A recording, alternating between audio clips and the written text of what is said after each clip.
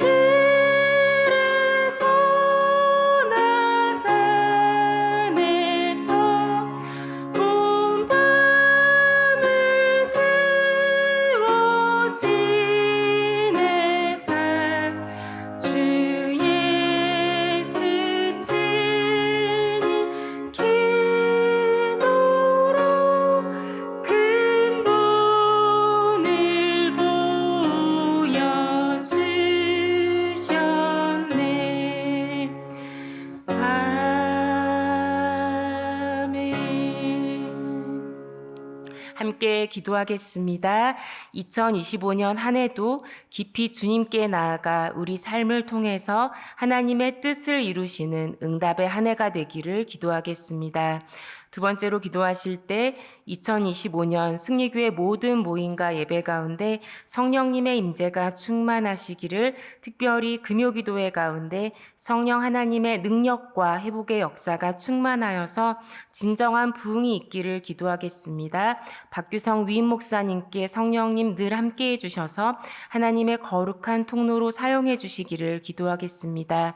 끝으로 나라를 위해서 기도하겠습니다.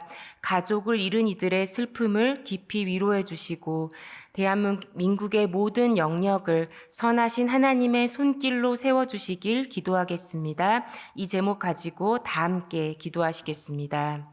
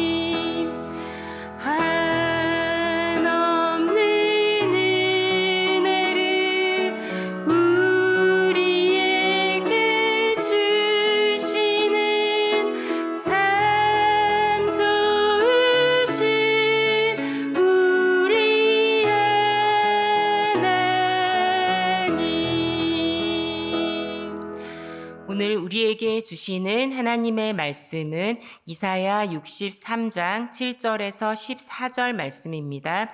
구약 1044쪽에 있습니다. 이사야 63장 7절에서 14절 말씀입니다. 교독하시겠습니다. 제가 먼저 7절 말씀을 봉독합니다. 내가 여호와께서 우리에게 베푸신 모든 자비와 그의 찬송을 말하며 그의 사랑을 따라 그의 많은 자비를 따라 이스라엘 집에 베푸신 큰 은총을 말하리라.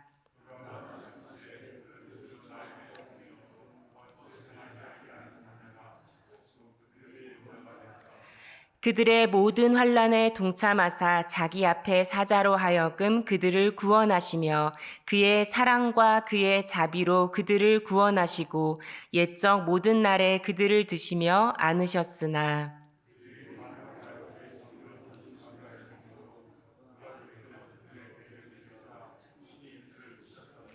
백성이 옛적 모세의 때를 기억하여 이르되 백성과 양떼의 목자를 바다에서 올라오게 하시니가 이제 어디 계시냐? 그들 가운데 성령을 두시니가 이제 어디 계시냐?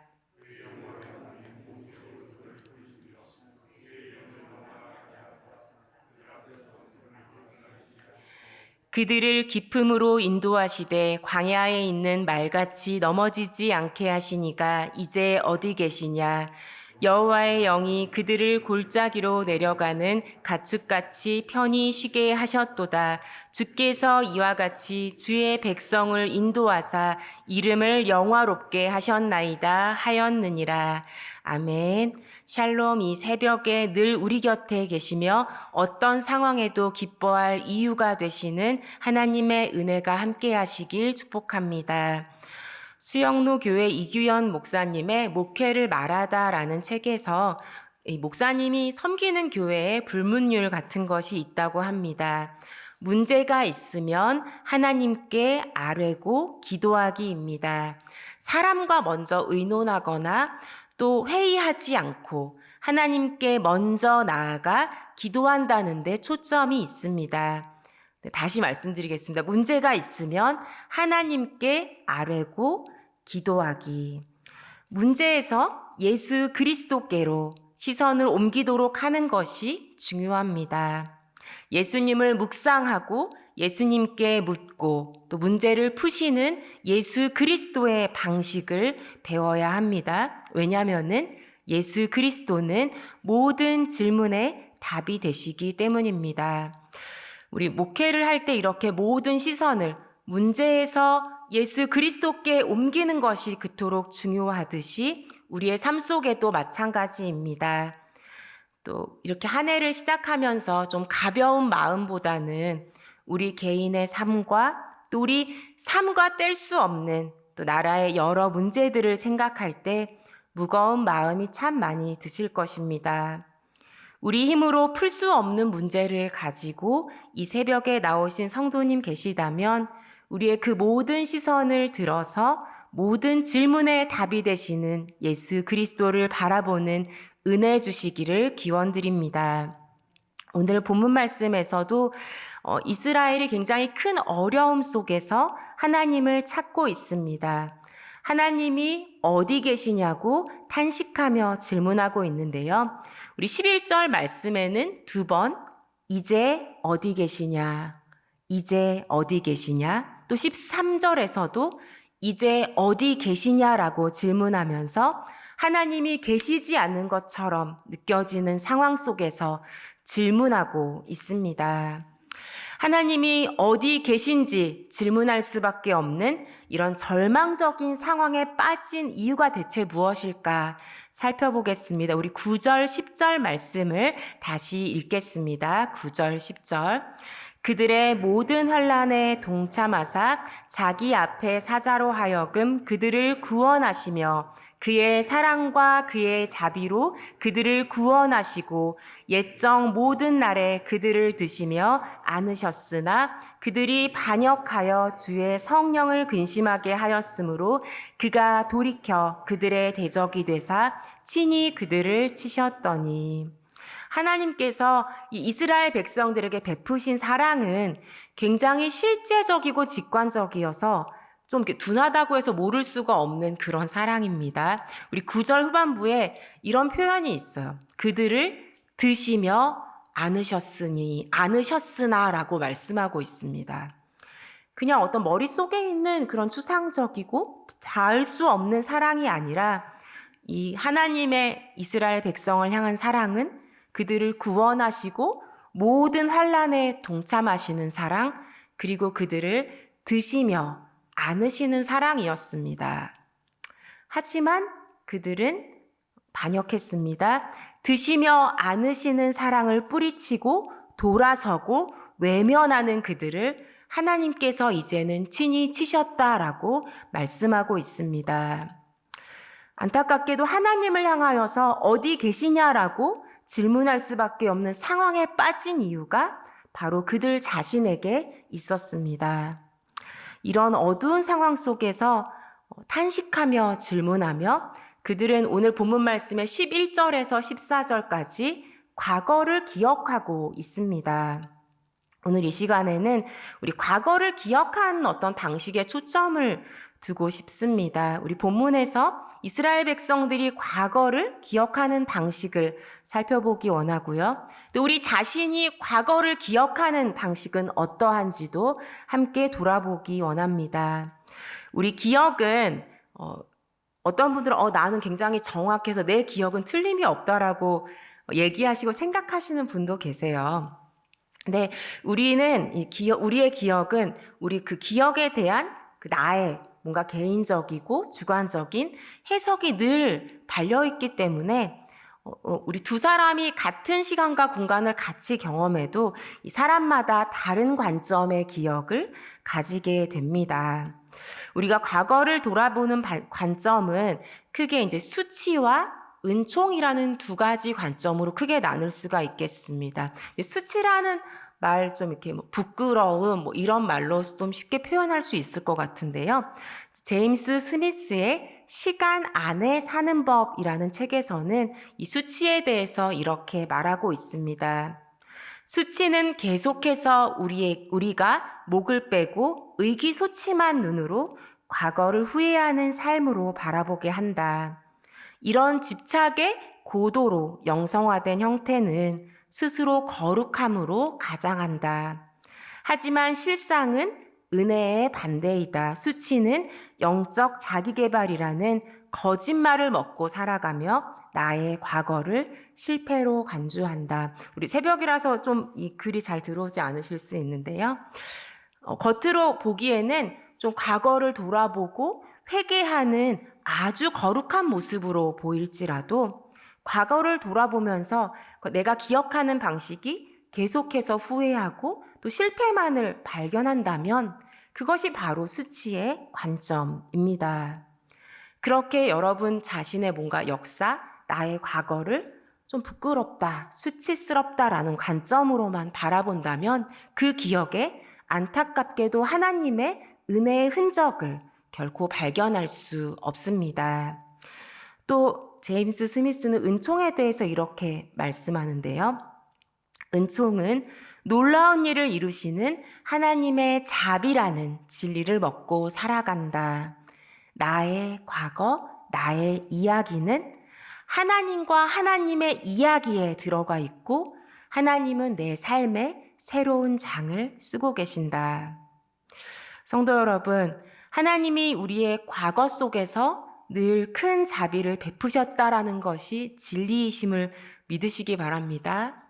그리고 지금도 은혜로 내 삶을 써내려가고 계심을 믿으시기 바랍니다. 이런 은총의 관점으로 과거를 기억하는 사람에게는 과거는 후회할 만한 무언가가 아니라 결코 상상할 수 없는 방식으로 하나님께서 활용하시는 무언가가 되는 줄 믿습니다.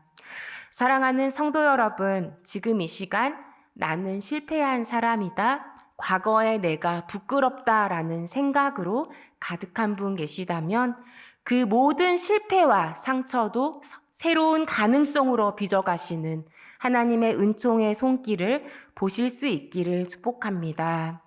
우리 본문에서 이스라엘은 절망적인 상황 속에서 하나님이 이제 어디 계시냐고 탄식하면서 과거를 기억하고 있습니다. 우리 11절 말씀 다시 읽겠습니다. 11절. 백성이 옛적 모세의 때를 기억하여 이르되 백성과 양떼의 목자를 바다에서 올라오게 하시니가 이제 어디 계시냐? 그들 가운데 성령을 두시니가 이제 어디 계시냐? 그들이 지금 지금 힘든 상황 속에서 기억하는 과거는 바로 모세의 때인데요.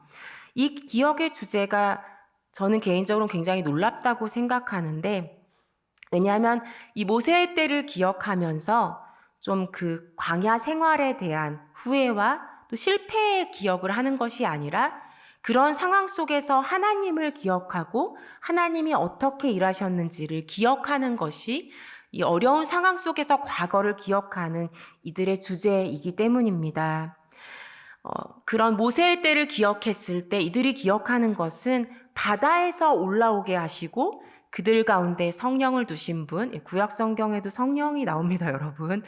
눈앞에서 물이 갈라지게 하시고 넘어지지 않게 하신 하나님을 지금 어려운 상황 속에서 다시 기억하고 있습니다. 우리 14절 말씀도 다시 한번 읽겠습니다.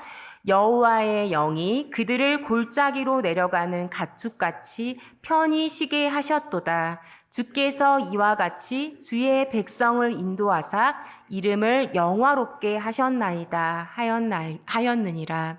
지금 이들의 상황은 몸도 마음도 도저히 쉴 수 없고 그 이름과 명예는 바닥에 떨어져서 하나님 이제 어디 계십니까? 라고 질문하는 현재의 상황인데요. 그때 이렇게 기억하고 있는 것입니다. 과거 그때의 하나님은 편히 쉬게 해주셨고 인도하셔서 그 백성의 이름을 영화롭게 해주셨음을 기억하고 있습니다.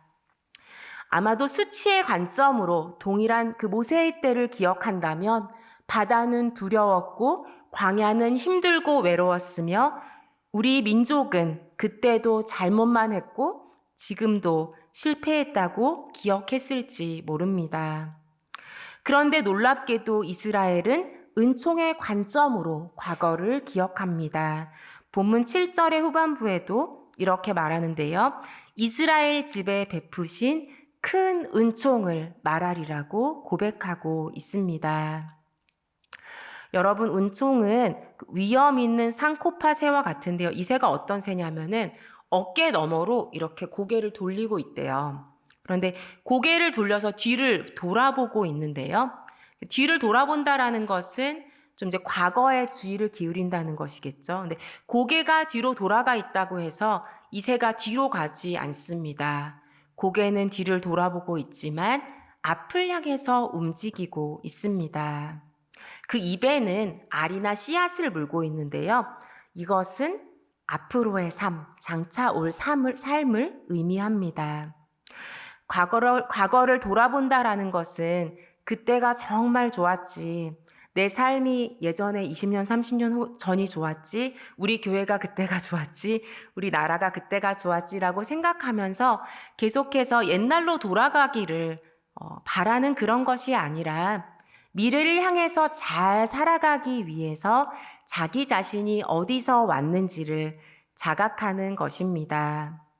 모세의 때를 돌아보며 놀라운 구원의 은총을 베푸신 하나님을 다시 기억하며 찾는 백성에게는 현재의 삶이 지금 어렵더라도 현재의 악을 넉넉히 이길 수 있는 힘과 또 앞으로 이해할 수 없는 놀라운 가능성의 미래를 열어주실 줄 믿습니다. 사랑하는 성도 여러분, 왜 낙심하십니까? 다른 사람들은 빠르게 직진하는데 나만 구부러진 길을 가고 있다고 왜 비교하십니까? 성도님의 인생의 이야기에 들쭉날쭉한 선은 하나님이 동행하며 돌보시는 길이십니다. 하나님이 굽게 하신 것을 누가 곱게 할 수 있겠습니까? 구분선은 바로 하나님이 성도님과 함께 그으신 선입니다. 후회와 실패의 자리에서 일어나 하나님이 베푸신 큰 은총을 바라보며 찬송과 감사를 다시 회복하실 수 있기를 바랍니다. 여러분의 인생길이라는 그 선 위에 여러분을 드시고 안으시며 지금도 큰 은총을 베푸시는 하나님과 함께 그분이 쓰시는 인생의 다음 장을 기대하며 미래를 향해 나아가시기를 진심으로 기원드립니다. 함께 기도하시겠습니다. 참 좋으신 하나님, 이 새벽에 주님 앞에 서게 하시니 감사드립니다. 하나님, 우리 삶 속에 하나님의 은총이 없었다면 지금 우리가 여기 설 수 없음을 고백합니다. 하나님, 이곳에 계신 모든 성도님들 개인의 삶과 그 모든 역사들을 주님이 주신 은총의 눈으로 다시 기억할 수 있도록 붙들어 주시옵소서. 하나님이 큰 은총으로 우리를 늘 안으시고 붙드시고 용서하시고 인도하심을 바라보면서 지금도 다시 설 수 있는 힘을 더해 주시기를 간구합니다. 하나님 또한 주님께서 우리와 동행해 주셔서 그 놀라운 은총의 눈으로 과거를 바라보며 다시 일어설 수 있도록 함께해 주시옵소서. 우리의 모든 길 속에서 우리를 안으시고 우리와 늘 함께 하신 하나님께서 동행해 주셔서 지금 깊은 절망과 어려움 속에 있는 우리 성도님 계시다면 다시 앞을 향해 나아갈 수 있도록 우리와 함께하여 주시옵소서. 주님께서 늘 새 일을 행하시고 주님께서 우리와 동행하셔서 우리 삶 속에 있는 모든 후회와 실망 그리고 모든 상처들까지도 주님의 선하신 손길로 주님 함께해 주셔서 우리의 인생의 새로운 장을 써내려가시고 다시 새롭게 해주심을 믿습니다. 주님의 선하신 그 은총의 손길에 우리의 모든 것을 맡겨드리며 이제는 우리 주 예수 그리스도의 은혜와 하나님의 사랑과 성령의 교통하심이 살아계신 하나님이 베푸셨던 큰 은총을 기억하며 미래를 기대하는 성도님들 위해 축복으로 주신 가정과 일터 위에 나라와 세계 위에 영원토록 함께 하시기를 간절히 축원하옵나이다. 아멘. 이 시간 가지고 나오신 기도 제목을 위해서 함께 기도했으면 좋겠습니다. 우리 개인의 삶 속에 특별히 어려움 가운데 있는 성도님 계시다면 하나님께서 은총 베풀어 주시고 하나님 다시 일으켜 달라고 또 우리의 삶을 인도해 주시고 늘 함께 하시는 그 주님을 바라보며 설 수 있게 해달라고 기도했으면 좋겠습니다. 또한 우리 나라를 위해서 또 여러 가지 사고와 또 어려움 속에서 혼란 가운데 있는 이 땅을 주님께서 붙들어 달라고 기도해 주셨으면 좋겠습니다.